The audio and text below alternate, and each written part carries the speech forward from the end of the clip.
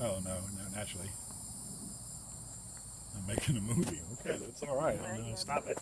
That would be better.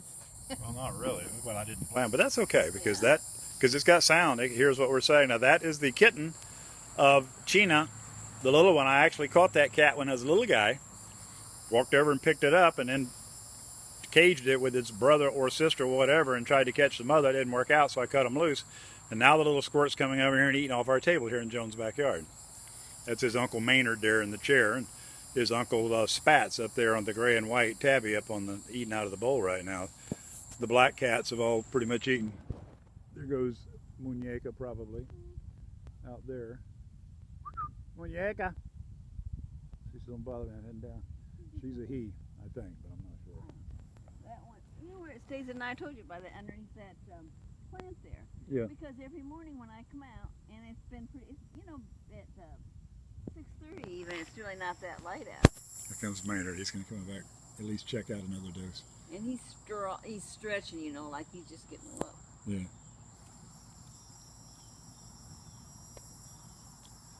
Well, you know. I talked to the Humane Society of the United States. I called them, gave a donation because I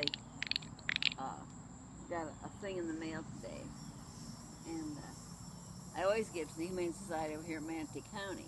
But kitty. And I was telling the guy that I talked to, I says about all the cats I have. Yeah. Well, they have a way of categorizing cat people as, you know, crazy old ladies and that kind of stuff, you know. Well, they said it's, you know, they says it's so nice that people would be, you know, more people. Well, they know, and you know, they're really. I really feel sorry for people that can't feel simpatico with a cat. You know what I mean? A cat or any animal. Well, yeah. I mean, you know, yeah. I don't necessarily relate to the iguana lovers and that kind of crap there, but cats and dogs and that kind of stuff, and the ferrets. I mean, they're just too cute to have as a captive pet. That's not fair. Well, I had a pet hamster when I was in college. Yeah. Well, I've never had those small things like that. You know, they're like a. You know what I do, and when it's a responsibility, you know, and that's good for you. We went ahead. I always had animals all my life, so I was just used to it. My roommate I had. I don't know whether you remember it. Remember there was years ago there was a George Peppard. Of course I knew George Peppard. Did you know who? Well, he's one of my heroes. You talking about the actor? Yeah. Of course I know. Okay, well, he starred with Mary Tyler Moore in that movie in like 1960. Right. What's so bad about feeling good? Well, see, I roomed with. He starred in Moon River with his cousin was Peggy Peppard. Oh really? Yeah, and she. Are they French Canadian? No, and she had his picture. On the he's an extremely handsome man. man. When he first started out, he was just starting out. She says that was her cousin, and cousin wasn't. Moon River, is that the name of the movie that I'm thinking of? I'm trying. They were Breakfast at Tiffany's. He was a star with Audrey Hepburn in Breakfast at Tiffany's. He was real nice looking. Yeah, and it's cool. Yeah. But did you ever see that movie with him and Mary Tyler Moore about what's so bad about feeling good? I don't think so. It's an amazing movie. I'm here to tell you, it was before all this, before she was in her show and everything. Oh, really? What happened is they were a bunch of old they're not hippies, they were beatniks in New York City, living in a loft, and they were all like fatalists. Yeah. And they would sit around. This one girl even had like this, like a big old black croaker sack over her, sitting there in isolation. They're all sitting there moaning about how bad the world is, you know, and it's coming to an end and all this stuff. The ship docks up in port, and it's got this bird on it that came in from Honduras or someplace, and it's got this flu.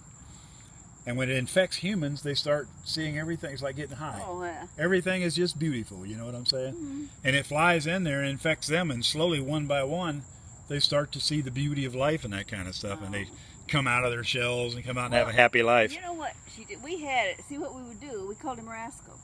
And I had a fish bowl, you know, a gallon fish bowl about that high, and there was baseboard along our room.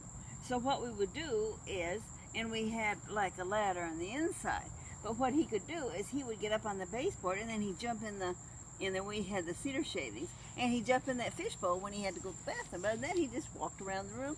And we had, I thought I told you about that the one time, because when I went up there, there was supposed to be no animals whatsoever, and everybody up there had animals.